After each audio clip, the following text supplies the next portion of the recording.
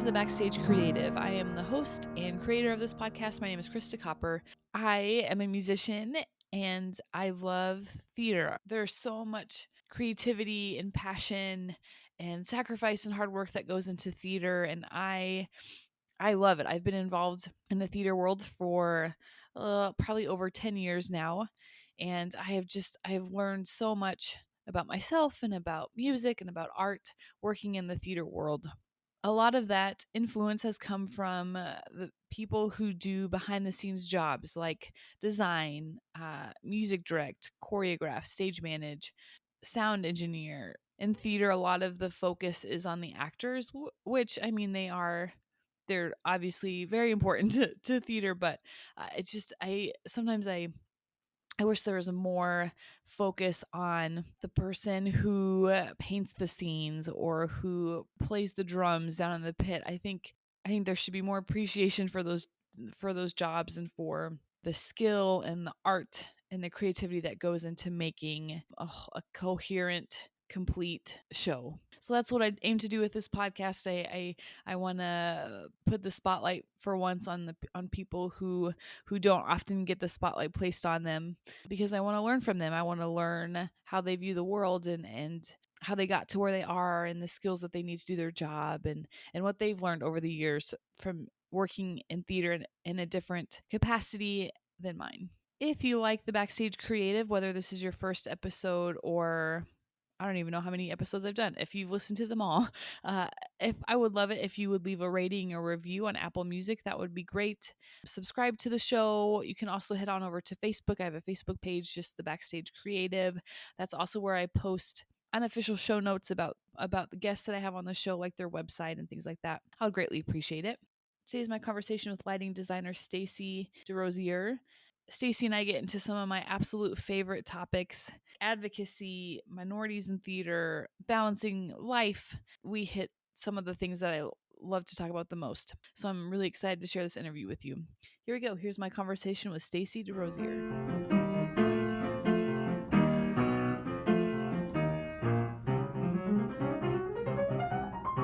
Great. So how have you been keeping yourself occupied during these last few months? Oh my gosh, I feel like it's been a roller coaster.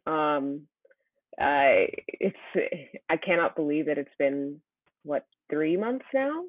Uh, Yeah, I guess it has been 3. yeah, because it feels like time has been moving simultaneously slow and fast at the same. Like it's just crazy. The days are never ending, but also just go by at an alarming rate. I don't even know. I've been spending a lot of time sort of reading books and listening to podcasts, something that I don't really get the chance to do. So that's been kind of nice. And then, of course, more recently now, I feel like the days pass by a little bit more rapidly just because I've been going out and protesting a lot. So it's just been a good waking up, figuring out where protests are happening, which ones I can hit, and then coming back home and sort of waking up and doing it all over again. Mm-hmm. I was thinking the other day, I'm really looking forward to like this time next year and just being able to say, remember what happened last, I mean, it's just bizarre to Mm, think this time, June 2021, what will the world look like? And will we be able to look back and say, oh, we made it through? Or will we look back and say, oh, that was only the beginning? It's just, yeah, and it's tough because like I've been having conversations with a lot of different people, and in a way, like part of me feels somewhat cynical as it like just thinking that maybe like things won't change because things have been broken for so long and change has mm-hmm. never ever really happened. So part of me is somewhat cynical, but because of I guess like just the time that we're in right now where everyone is stuck at home because of COVID and a lot of people are out of work, and now that it's getting nicer out and also with everything that's happening, that more and more people as I go out and protest every day, they aren't getting as small as I thought they would as fast. So I'm hoping that like this is like one of those moments that really will start the like wheels of change that we need. So somewhat cynical, but also optimistic that maybe we can look back next year and think, yeah, okay, we did start something, or like some things have changed. Yeah, I agree. Yeah, maybe the timing will be, like you said, fortuitous that both of these Hmm. massive upheavals are happening, at the same time. Right. Great. So you're a lighting designer. I don't know. I just admire designers because I have no idea. So I'm a musician, and so I look at Hmm. designers and I'm like, how do they come up with that stuff? And so I think it's always fun because to me, I think design just seems overwhelming. Like you have so many, like there's so many colors and there's so many techniques and things that you can do. When you're, I guess let's start with when you're lighting a show. What's your priority? What's your kind of main focus when you're designing a light plot for a show? It's really tough as a lighting designer because you kind of start off in the process where the set is being designed and you have the text obviously, and then conversations with a director, set designer, costume designer, sound. You guys are kind of imagining this world all together and creating this space. So I think I start off there based on whatever the text is dictating, whatever the scenic designer has come up with. Like if it's a piece that has like a ceiling or something, that informs everything. If it's not, that creates a whole different world of possibility. But like it's hard because I find that like oftentimes our plots are due before the shows end up in rehearsal. So by the time the actors get their hands on the play and they're in the rehearsal room and they're discovering things, a lot of things change. So I find that like I'll have like a certain idea for what I think the show is going to look like after having conversations with the director, set designer, everyone else on the team. And then when I watch rehearsal and I see everything, I'm like, maybe I should have done that. Maybe I should have prepared for that. And then like go into kind of reworking it. So that way, by the time it's focus happens, I can set myself up for success when we get into tech, because I feel like things change a lot, or the storytelling just becomes different in the hands and bodies of the actors.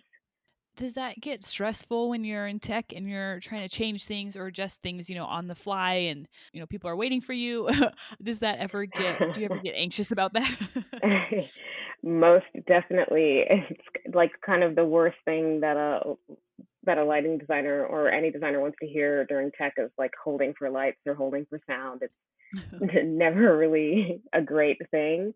But I think that I've gotten a little bit better now, just on the variety of shows that I've worked on. I've gotten a little bit better of planning for when things are going to happen. So knowing that I need certain things in the air that will help me out in a pinch should it get to that point.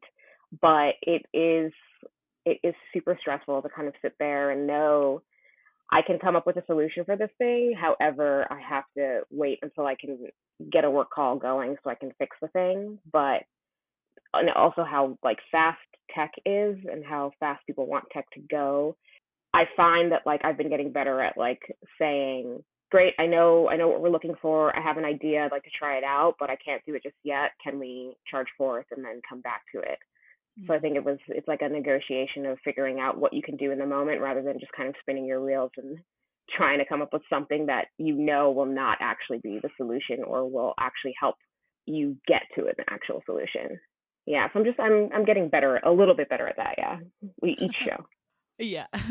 Everyone in theater, you have to really communicate well and you have to be able to say, like, just being able to communicate, like, okay, this isn't working right now. Let's come back to it. Or, okay, I disagree. Or, Mhm. I, especially as a designer, I would imagine communication is such a huge part of what you do.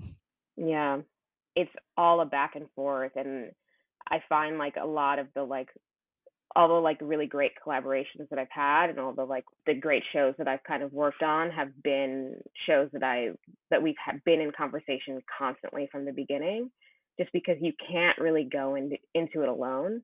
And that's part of why I love working in theater, because you are working with so many different people and you guys are all working to create this one thing together. So you have like there's no choice. You have to communicate with each other. So if something is not working, it's not you can't keep it to yourself. And something that needs to move 18 inches or like a set piece that needs to move 18 inches upstage like affects everything from like entrances, exits, and where my lights are focused. It it's something that like just can't happen on its own. I definitely agree. I feel like it's like working in the theater, we always have to be communicating about everything. Like too much information is not a deal. It's too much information is the right amount of information. Mhm. Is that something that you're naturally good at, or is that something that you had to, develop? Oh, I'm still developing. Definitely, definitely still developing. I mean, it's tough because I came to lighting a little bit late, or I mean, not necessarily late, but I have only been doing it for a short amount of time, and so there are a lot of things that I still find that I learn or am learning when I work on different shows, and a lot of things that I I think that I could do a better job of communicating about, like, hey, actually, this impacts me in a way that I don't think we can solve with the gear that we have, for example, or hey, like, I think that if we move this over here, then we can achieve this other thing later on in a better way. So it's something that I am still trying to find my voice on, and it gets better and better with each show I work on, and as I work with like directors, with the same directors continuously, just because we start to develop a shorthand, and I feel less like I'm sort of, I don't want to say bothering, but like in a way, sort of like bothering them with sort of the issues, but like that's sort of what we need to do. We all need to kind of state the issues and say, hey, this is something that I've noticed. What do you think? And try to come up with a solution for it together. Mhm. Advocation, I think I was thinking of the word advocation when you were Mm, talking, and that's something I really struggle with. Like, okay, I want to take this gig, but the money just isn't right. Like, should I ask for mm, more? Or, if the theater's providing housing, like advocating for your own room or something, like that's such a yeah. hard. I don't know if it's more of like if like women struggle with that more or if it's personality, maybe some of both, but advocation can be really difficult on the job. Oh, I agree completely. I find that I almost never really advocate for myself, and the only way that I've been doing it better is by actually using like my friends in the industry and asking them, "Hey, what do you think about this? Do you think this is a good fee, or do you think this like housing situation is a good thing, or is this timeline okay?" Just kind of using my resources from people who have had those experiences and asking them what they think, and then when they say, oh, like that's typical, or like, oh, you should fight for more, then trying to kind of use that as agency, to advocate for myself and say, hey, look, actually this is really awesome, however, I'm like thankful that I have a community of folks that are really, that I can really turn to in those situations, because I am definitely not that person who would advocate for myself in a way. Like I kind of just would like grin and bear it and just try to make the best of a situation. But like I think it's necessary, since we are all trying to like make our best work, but like this, I mean, this industry is not really, like we don't make that much money, so it's kind of, it's hard to be able to do the thing that we love to do and also make a living, especially living in New York City. It's tough. Hmm. Yeah. Yeah, advocation can help with like burning out and like just the Hmm. frustration of not being able to make ends meet or, putting up with crappy conditions. So you're really like helping the longevity of your career by. By advocating, totally. It's something that like I know I definitely struggle with and I'm trying to get better at. And I've talked to a bunch of people who are later on in their careers, and they say you can't know until you make the mistakes, and you can, all you have to do is keep trying to get better. Great. So let's do, if you if you wouldn't mind, could you take us through your background, where you're from, where you went to school, if you went to school, and how you got into lighting design and theater? Sure. So I am originally from Long Island, New York. I grew up in Elmont and then moved to Queens Village, went to high school in Queens. And then I went to undergrad in New Hampshire, and there I actually was a studio art major. So I was a painter and sculptural painter there. I didn't really do theater in high school or in college until I took a lighting class as a distributive requirement, and that's kind of where I discovered that lighting was very similar to painting on a larger scale, and that was exciting to me because I had started working on larger paintings at that time. And a lot of my classmates from that lighting class and just people I knew, because all the arts up at Dartmouth were all in the same sort of building. So we were all kind of, all the film, studio art, and theater folk were all together in one building. A lot of those classmates were like, "Oh, well, we're working on a show if you're interested in lighting," because they were all actors. And I said, "Sure, why not?" And that's kind of what got me started lighting things. I still was a painter, I still was a studio art major, and that was my main focus. But the one thing that I sort of missed about not doing theater when I graduated was not having other people to bounce ideas off of. And I had 1 year of a studio practice where I had other painters and sculptors in the studio with me. But then after that went away, after we all kind of dissolved and went to our own little corners of the world, it was maintaining a solo studio practice. I think I found very difficult, and found that I prefer to kind of to work with people, and that's what made me gravitate back towards theater, just because I loved being able to solve problems with other people and not sort of just confront something by myself and live with myself and figure things out alone. Mhm. Yeah. And then I went to NYU for my lighting degree. Why lighting? I For me it seems like it would be logical to go like the scenic art route, and be a painter or a scenic designer. So what do you think, what about lighting do you think grabbed your attention? It was all by chance. It was all because I took that lighting class, because there was it truly was. I mean, I had like had no other way into the theater, and I was already someone who built a lot of things, because I built sculptures, and I was always in the wood shop.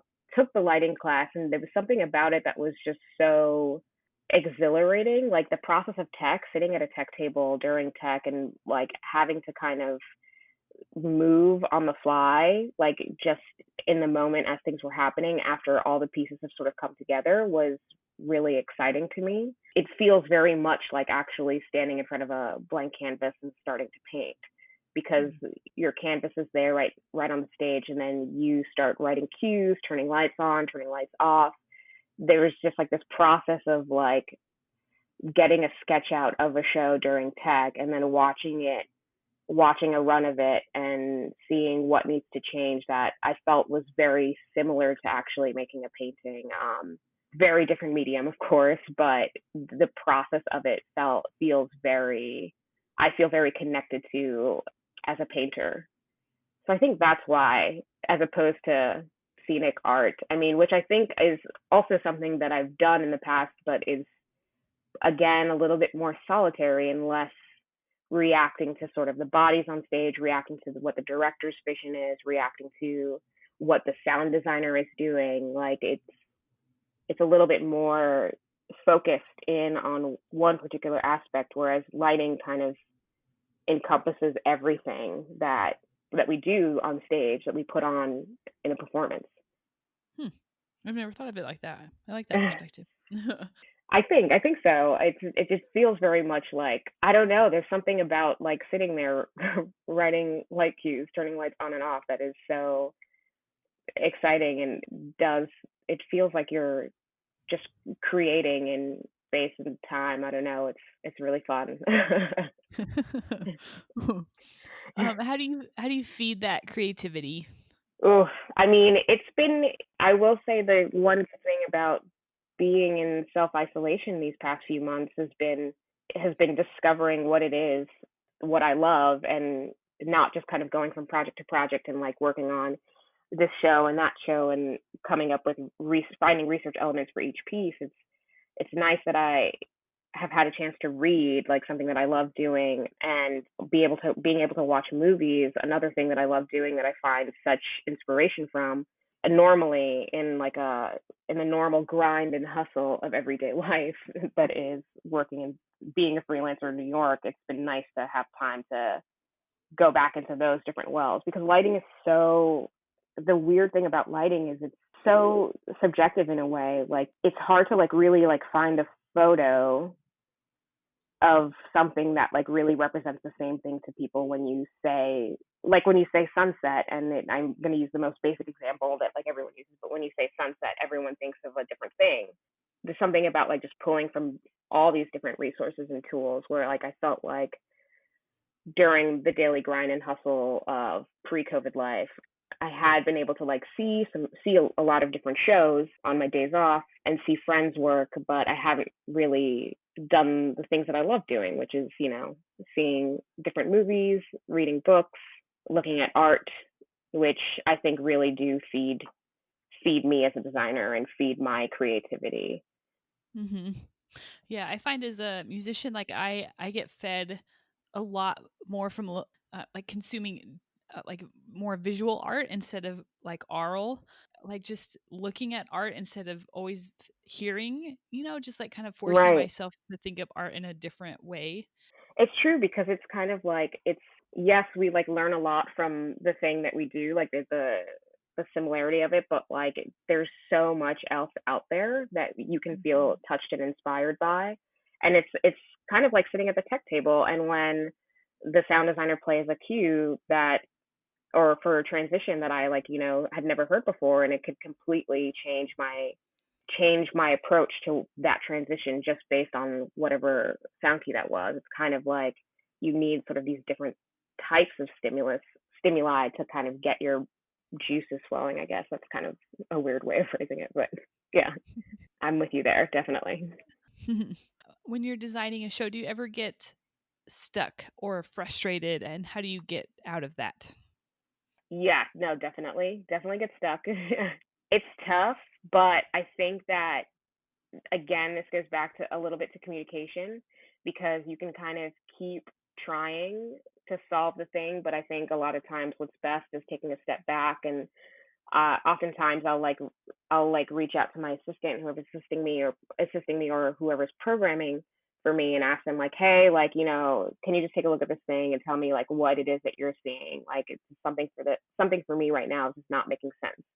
And so I like to kind of start there just because there's someone who is seeing it from exactly where I'm seeing it from and is focused on the lighting. But then, of course, there's always a moment where you have to turn to your other collaborators and talk to like the set designer or sound designer. I find those the set designer and sound designer I frequently collaborate with in tech just to kind of figure out how things are. Like did something about that transition not seem right to you? And then also folding in the director. The director, of course, is our fearless leader who can guide us through these things, and we can just kind of talk about it. I also find that a lot of times when we get stuck and frustrated, that the best time to kind of figure stuff out is actually after tech ends, after the production meeting ends, and we just kind of go out for a drink together, and we're able to just Mm. not be in the room and just talk about it outside of the space, talk about other things, and then we can either come up with something or like on the way home you come up with something and then the next morning it comes together maybe or maybe not, but it definitely leads to something. I find that those evenings after tech super super great for figuring stuff out just because when you're in the room it can like you can get really bogged down in like things that you can just like your focus just narrows in so much on the like what's going on, why like it's just not the right color, or at least I do. But like this just feels like it's just not the right color, but then when you're all kind of like out of your own element and kind of all together again simmering together, it maybe like it starts to pull things back. And also just watching the show over and over again, there have been like a lot of times where I don't get something until a couple of previews in, and like just having like the reaction of the audience and just sitting way in the back of the space without any monitors in front of me or sitting up front in the space without any monitors in front of me, I think that like I start to see things that I necessarily didn't when I was sitting at my tech table thinking about my cue stack or what lights are turning on. So yeah, I think sort of taking myself out, removing myself from lighting, being in the position of lighting designer also is something that I find very helpful in helping me get out of a rut or like discover something else. Sure. Yeah. The more I talk to designers, the more I think, and you can totally correct me if I'm wrong, but it just seems like there's got to be a humility about the work that you do because like you're saying, you need the other people, and sometimes you get stuck, or sometimes the sound designer is stuck, or like it seems to me like there's got to be, you have to approach the work with kind of this, okay, I don't have all the answers, I maybe have a lot of them, but I don't have all of them, and that's okay. Like that, and that's part of why I like really love lighting, and I like especially love lighting for theater is because, and it's why I like don't paint solo anymore except for fun, is because I don't have all the answers, and I'm okay with that, and I'm in a room with people who are super smart at what they do, but also are storytellers at the very core of their being. So like if my sound designer has an opinion or a thought on like something the lighting can do, like yeah, totally, I'd love to try it. Or if the set designer has an opinion about something, because we've all seen so much work and we all have like analyzed the text and we've been in those meetings together, so we can help each other out with the different things. Having your like crew of people who are focused in on getting on this goal of like putting on this piece and using them as resources. I mean, even like, especially with lighting and sound as well, but like your stage manager is someone who like knows the play so well. So I could have like an opinion on where a cue is called, but if my stage manager knows like where that cue should go based on what it does, I trust them to be able to do that. And also I'm happy for that, because it's like we can't all do it together. We can't all have the answers, but like together we all kind of come up with all the answers. So I mean, I think that's what's really exciting for me about working in theater and working as a lighting designer, is that I know that if I get stuck, I'll always have someone to help me out. Hmm. It's just a beautiful picture of what can happen when people approach work in life with that Yeah, attitude in mind. yeah, I know. Oh, if only, if If only only. everyone took some theater classes. Right? I mean, not only is it very fun, but it's just like I don't know, it's just a good time. I mean, Yeah. sure, it gets really frustrating sometimes. Ultimately, I feel like everyone is there to put on a good show, and that's what we're all working for, and that's what makes it amazing. Having that common goal. Uh, Yeah, it's incredible what can happen when everyone has a common goal in mind. yeah, definitely. Do you have any like routines or habits in your life to help you stay healthy, either physically healthy, emotionally healthy, mentally healthy, whichever way you want to go? Yeah, I love biking, and so I definitely bike a lot. Before COVID, I didn't do it as much. I like did it a lot more in the summer, but like would normally bike everywhere over the summer. And now during COVID, because it's just really great to be outside and to not be cramped on the subway. But like one of the things I've been doing, I've been biking every single day, and that's something that's really fantastic for me because it's a great time to listen to a podcast or listen to new music, so I can kind of create new playlists, or just that's sort of my time to myself. And it's been really great because I feel like I'm staying active, I'm getting fresh air, and I am seeing the world and maybe listening to something. And that's something that feeds me physically and also spiritually, emotionally, what have you. Mentally clears up my headspace.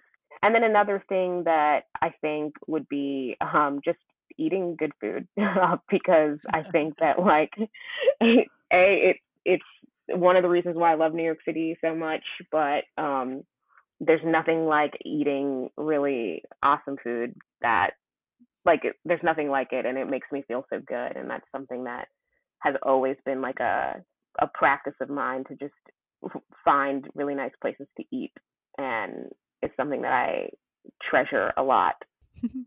Yeah. I love that. This last year, it was kind of a difficult year for me, and I just wanted pizza all the time. And so finally, and Mm. and I was like, don't spend money on buying pizza. Frozen pizzas can get expensive. Like, just don't. And finally, I was like, you know what? I'm gonna make my own pizza one time a week. And I started doing that, and I was like, it made my life a little bit better. Yeah. I mean, it's something as simple as that. It's like I have a friend who We used to do this quite a bit where we would always get, I know this is going to sound really basic, but that's fine. We would always get brunch together, and that was kind of our time to just like debrief, talk about stuff, and then just eat good food. So like I think that's awesome, and also making pizza is fantastic because you can put whatever you want on it, and it's Mhm. always delicious. Pizza is always Mhm. delicious. And it's cheaper if you make it yourself, so then you can eat it more. Exactly, exactly. Which is great right now. It's Yep. fantastic right now.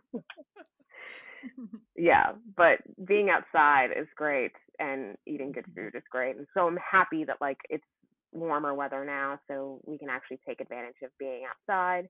Of course, responsibly and safely, but yeah. Mhm. I found finding balance in life, like balance between work and exercise and diet and spending time with friends at brunch, like it's always something that you have to work towards. Like you can have it down one week and then the next week everything goes up in flames. Yeah. Like you always have to be fighting to have balance, or like it won't happen at all.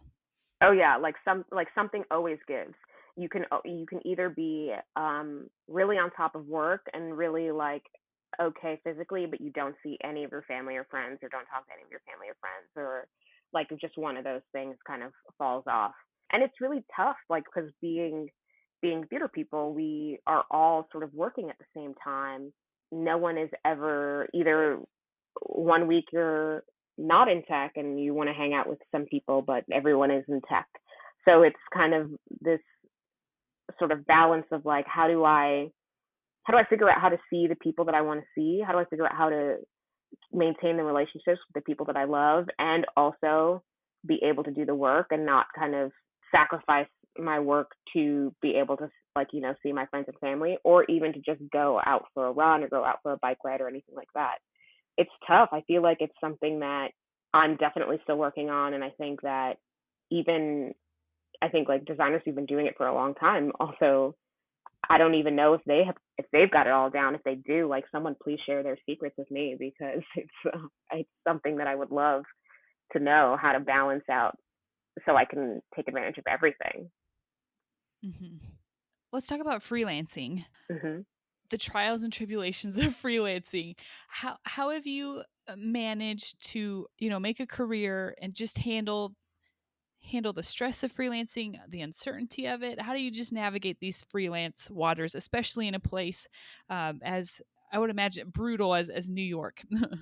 Oh man, I mean it's really really difficult.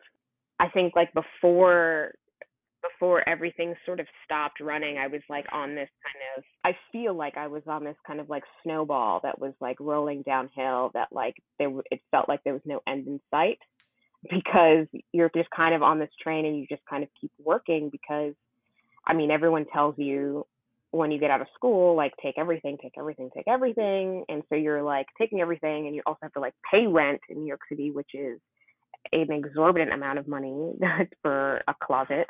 And you're just kind of stuck working all the time in order to live. I don't know. It's tough being a freelancer, and it also is tough when you kind of get to that point in your calendar where you see that there's nothing there, and you think that okay, this is the last job that I'll have for the rest of my life, which is something a lot of classmates of mine have said to me before, which I will always cherish and remember. But it's like somehow something always comes in, even if like whether it's a small thing or not, or if it's assisting a friend or not, something does always come up. But I'm sort of okay with the uncertainty of not knowing what's going to happen next. I feel it doesn't scare me as much as I think it probably should. So that's probably one of the reasons why being a freelancer for me, I kind of am okay with it because I it doesn't really scare me. I know, oh crap, I don't have anything lined up. I have to figure it out. Or maybe I use that time to go visit a friend in a different state or something like that. So that's sort of how like my brain works with it. But like the grind of having so many projects come at you or and having to choose between them and then having no projects come at you and having to figure out what to do, it's a hard thing to figure out, especially when you're first starting in the industry and you don't really know. what to take, what not to take, what projects you like, what you think a project is going to be versus what it actually ends up being. It's super kind of tough to navigate, and I feel like in the truest sense, I feel like I've taken on, like, a lot of times I've taken on way more than I can handle, and had to kind of figure out how do I make this work and how do I like learn from this so that way in the future I don't make the same mistakes. But it's like a constant negotiation because at the end of the day, we've all got bills to pay. So it's kind of like, how do I actually just make a living at the end of, like, in addition to servicing the projects properly, and being fully invested as a collaborator and figuring out how I'm going to eat. Because I mean, there are many times where like you look at your bank account and it's quite sad, but like, you're thankful to be doing the thing that you want to do, but it's like, how can I actually sustain this?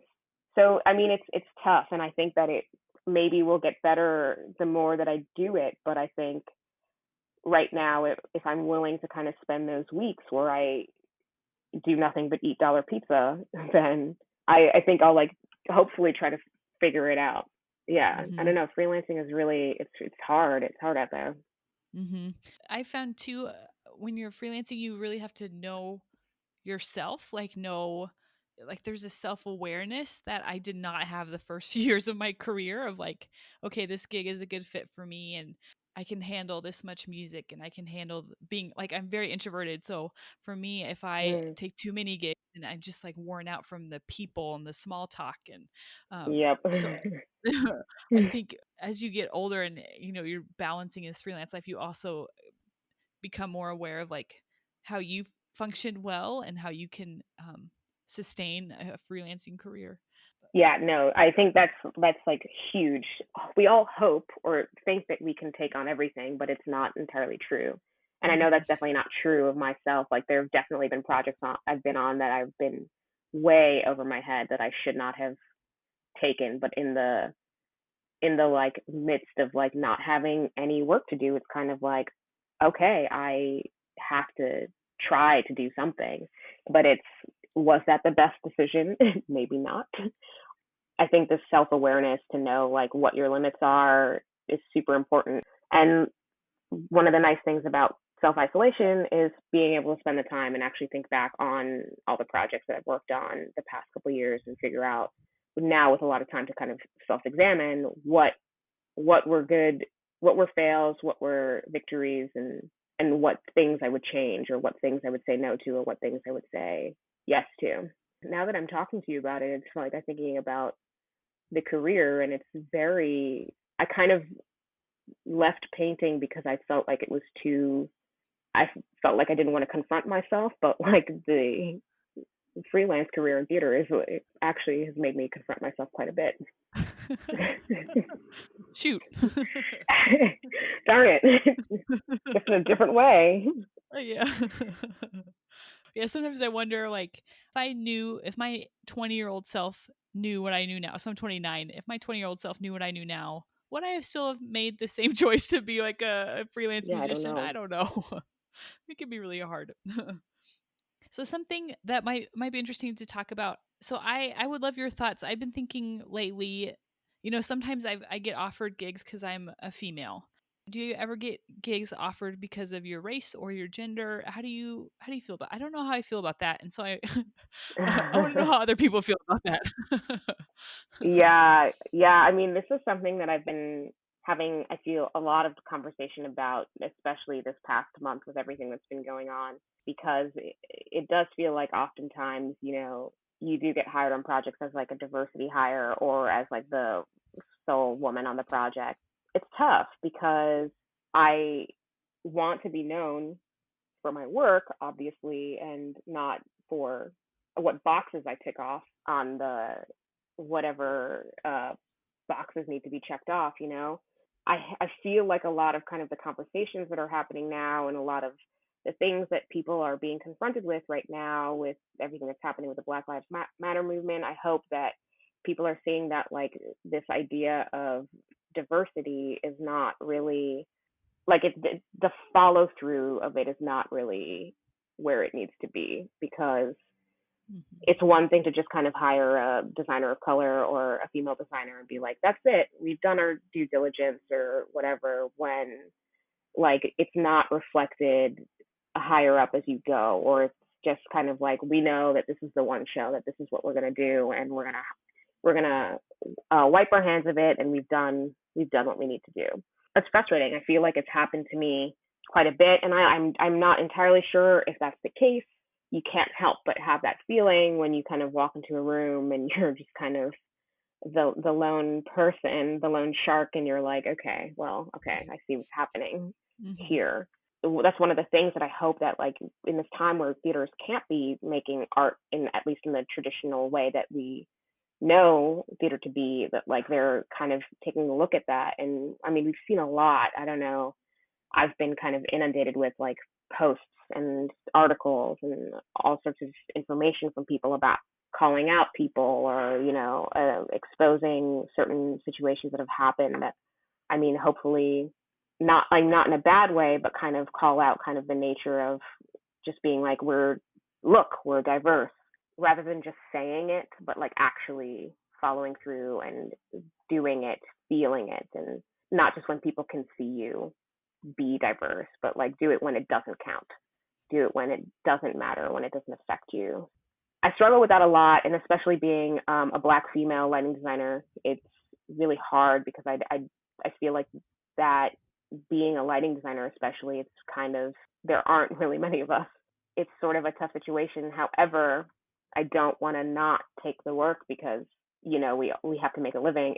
It's a difficult thing to kind of wrestle with and figure out. And so I kind of hope that things change, and we're not just looking at people as statistics, but like just looking at people for the quality of their work, and for wanting that Mhm. voice actually on the team to be heard, and wanting that voice to be a full part of the team and not just there to perform a service and call it a day.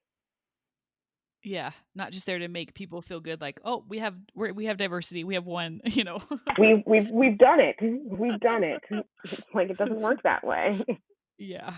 There's musicals out there that they want, like, an all-female pit, and I'm like, "Well, that's kinda cool, but, like, why don't you just hire the best people for the job?" Mhm. Just hire the people that are best for the job. Don't treat me don't do the same thing and give me preference over someone just because you want diversity or because you're like, I don't know. Like, just hire me based on my work. Yeah, I mean, it's so hard because it's like, yeah, wouldn't that be great if we could have like an all-female pit without having to project it? Like it Yeah. feels so, when it's done so performatively, it becomes kind of like, what's the goal here? What is your mission here? What are you actually trying to do? So Mhm. like that's where it really kind of gets me, is because I don't know, I think about it all the time, and it's also all about access, because like who are the people who are actually getting the access into these places, and why are they the only ones getting access? There's just something about like when people or when institutions feel like they need to say, this is an all POC production, and then you look behind the scenes and the creative team are not people of color, and it's like, what is that? That whole performance of being like, look, see, we've done this amazing thing. Meanwhile, it's really not kind of following through. But Mhm. there are a lot of things I think that we can, that like theater of all things, a place where like people should feel accepted. All sorts of people should feel accepted. It does feel like we still have some way to go there for sure. Yeah, I just don't like the like parading and flaunting of kind of these your good deeds or whatever it's for, whatever Yeah. recognition. It's kind of like, no, hire me because I'm great and not because I fill a quota. Yeah. Yeah, there was a famous orchestra that they hired a female conductor, and it was this huge deal. And I was sitting they're like, "Their first female conductor," and I was like, "Your institution is like 200 years old. Like, you should not be excited about, That like, should, you should." yeah, you Like, should it's not be. embarrassing. Exactly. That's not something that should be shouted from the rooftops. It should be like, Yeah. we need to do better. If this is the Yeah. first female conductor, we need to do better. Not like, oh my God, look how good we did. No, Yeah. I mean, we'll see what happens. I hope that we can look back next. summer and say, okay, we did make some change, we did some things. I hope it, but we'll see. Yeah. Yeah, I think I sometimes I'm pessimistic, but today I'm in an optimistic mood and I Ah, I've been thinking you caught me on a good day. I've been yeah. I think of like someone like Rachel Chafkin who just actively hires all sorts of people. And there's so many people I've come across that I've talked to that have worked with her and, talk about the diversity of people that she hires and she doesn't flaunt it. And I Mhm. think of people like her that are just out there doing it, that they're not Mhm. making a big deal about it, but they're just slowly They're just following changing it. through. Yeah. Yeah, they're just, and that gives me hope. Yeah, it's like they're seeing the ways in which the system is inadequate or which the system doesn't benefit those like people who don't have the right connections or people who have never been given the opportunities and just changing that in their own practice. I think that's awesome. I think that's what we all need to do. It's like I grew up, I didn't really know about the theater. I think I saw my first show in high school because a bunch of my friends wanted to see a show on Broadway, and I was like, sure, I'll come along for the ride. Like there are people out there who a lot of us just don't know or don't think we know because we're in this system where a lot of the same people kind of get the work, and we need to just kind of create more opportunities for people so that way we can't say, oh, this person has less experience, that's why I don't want to hire them. It's more about like who is getting all the experience. Like let's open up everything so that way we can fill the jobs with people, all sorts of different people who need to get experience somehow, so we need to hire them to do the work. Agreed. And I think it's not something that will take away jobs from other people. Like I think Right. the opposite would happen. I think the more diverse people you hire, the more diverse audience you're going to have. So I think Mhm. the industry would just explode with opportunities if more people could have access, if more people could make money Mhm. so that they could make opportunities for other people. Like I think our industry would grow exponentially if it was more diverse, more open, it would be healthier. So of course it would grow. Yeah, so many different storytellers with so Mhm. many different backgrounds who can come in and with different perspectives. Like it would be incredible. I completely agree with you. All right. Well, this has been a good conversation. I have one last question. I like to ask people advice questions. What advice would you give to young lighting designers? Thinking of like myself and everything I've done, definitely learn what you can handle or know what you can handle, and that might be tough. You may make some mistakes, but it's okay.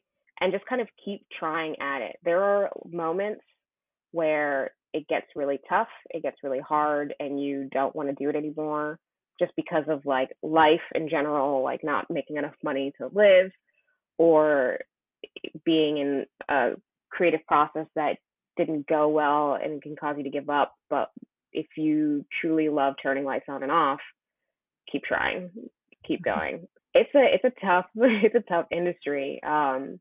But like it's super worth it to like sit behind that table and make a show and watch that show and watch people come see that show. So definitely that. Learn your limits, which I need to follow this advice, and keep trying at it.